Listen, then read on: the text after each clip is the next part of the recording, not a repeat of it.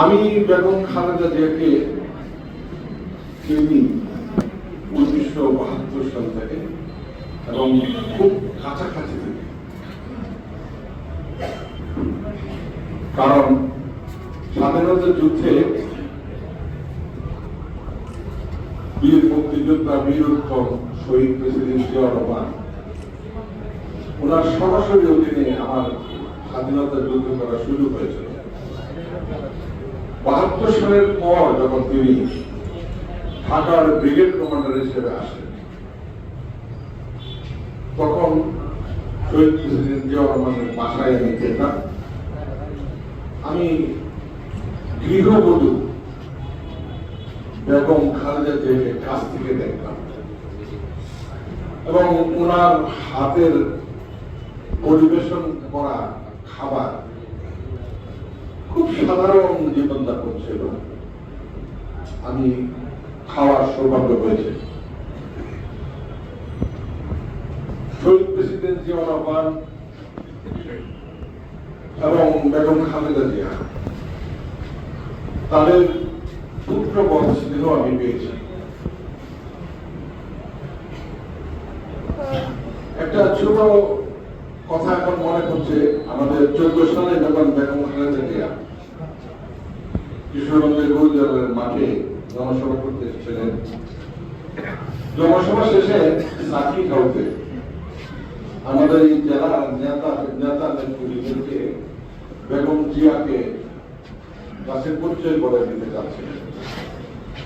তখন আমাদের শরীফুল আলম একে একে সবার নাম জানাচ্ছেন, যেই আমার কথা বলছেন তখন বলছে যে চুন্নুকে তো পরিচয় করবেন না কেন।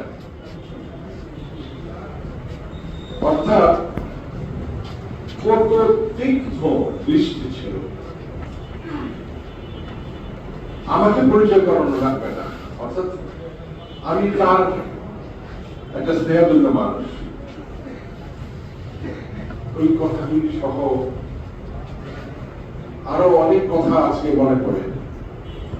এই রাজনীতিতে যখন আসি, তিনি আমাকে বলেছিলেন যে তুমি বিচারপতি হও, অনেক বছর সেখানে কাজ করতে পারবে, তুমি কেন রাজনীতিতে এসে কষ্ট করবে? এটা একটা দুর্গম পথ, পিচ্ছিল পথ, কাটাযুক্ত পথ, আজকের বাদশা কালকের ভিখারি, তুমি কেন এখানে আসতে চাও? সেদিন আমি বলেছিলাম যে ম্যাডাম, আমার কিশোরগঞ্জবাসী মারাত্মক ভাবে অবহেলিত। স্বাধীনতার পর যত রাজনীতিবিদরা কিশোরগঞ্জে রাজনীতি করেছেন, রাষ্ট্রীয় ক্ষমতায় ছিলেন, তারা কেউ কিশোরগঞ্জবাসীর জন্য তেমন কিছু করতে আগ্রহ বোধ করেন নাই। আমি এজন্যই আমার সুস্বাচ্ছন্দ্য ছেড়ে রাজনীতিতে যেতে চাই। যাই হোক, যেভাবেই হোক, ওনাকে আমি অনুরোধ করে চাকরি ইস্তফা দিয়ে আমি রাজনীতিতে প্রবেশ করেছিলাম এবং আমাকে তুমি এই গবেষণা কেন্দ্রের মাঠে, আপনারা সবাই যারা ছিলেন দেখেছি, আমাকে জনগণের সামনে পরিচয় করিয়ে দিয়ে বিএনপিতে পুনরায় যোগদান করেছিলেন। দেশনেত্রী বেগম খালেদা জিয়া সম্পর্কে যদি আজকে এখানে আমরা তার জীবন নিয়ে আলোচনা করতে চাই, তাহলে হয়তো ঘন্টায় ঘন্টায় সময় শেষ হবে, তবু তার সম্পর্কে বলে শেষ করা যাবে না। আজকে বাংলাদেশ একটা দুর্যোগময় রাজনৈতিক অবস্থায়, দেশের মানুষ বিপদগ্রস্ত, অসহায়, ভঙ্গুর অর্থনীতি, রাষ্ট্রীয় সন্ত্রাস গত 15 বছরে যে আতঙ্ক সৃষ্টি করেছিল দেশের মানুষের উপর, আজও তার রেশ কাটেনি। আমরা আমাদের দেশনেত্রী বেগম খালেদা জিয়াকে সবসময় আপুস নেত্রী বলেছি,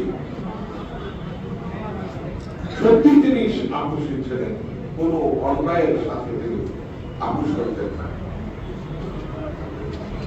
শত প্রতিকূলতার মধ্যেও তিনি আমাদের ছেড়ে, বাংলাদেশের মানুষের ছেড়ে কোথাও থাকেন। জীবনের শেষ কষ্ট দিয়েও আজও তিনি বাংলাদেশের মানুষের সাথে মিশে আছেন। তিনি নিজেই বলেছেন, বাংলাদেশ ছাড়া এই পৃথিবীর কোথাও এক রাত ঘুমানোর জন্য আমার নিজের কোন স্থান নেই। তাহলে আপনারা বুঝতে চেষ্টা করুন, শেখ হাসিনা পালিয়ে গিয়ে দেড় বছর ধরে যাচ্ছে, তিনি কিন্তু তার দ্বিতীয় বাসস্থানে আরাম আয়েসে দিন কাটাচ্ছেন। কিন্তু আমাদের নেত্রী, দেশনেত্রী, তিনি কিন্তু বাংলাদেশের মানুষকে ছেড়ে কোথাও যাননি।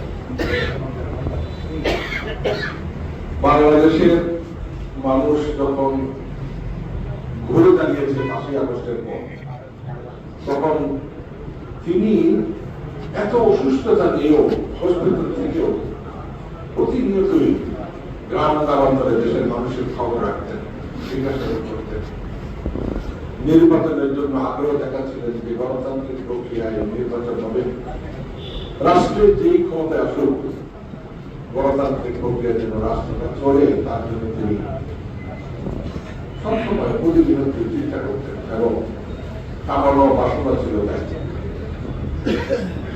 আজকে আমরা এখানে তার সুস্থতার জন্য দোয়া প্রার্থনা করতে একত্রিত হয়েছি। নিশ্চয়